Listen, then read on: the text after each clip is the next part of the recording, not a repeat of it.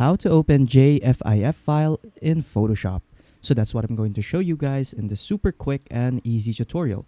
So without further ado, let us begin. So I have a sample right here. I have a sample JFIF file right here. So I'll just open this up. So it's this one right here. So the most simplest and easiest way to do it into adding it to Photoshop, just simply drag that file into your Photoshop project. But if that doesn't work, what you can do is to just simply open up your web browser, and then once you're here, what you want to do is to just search up for JFIF to JPEG, and then there you go. So you can use any converter that you want to use from here. So for me, I'll just choose this one right here, the first result, and then after that, just upload your JFIF file right here. So I'll just click on choose files, go to the download location, and then just simply upload it.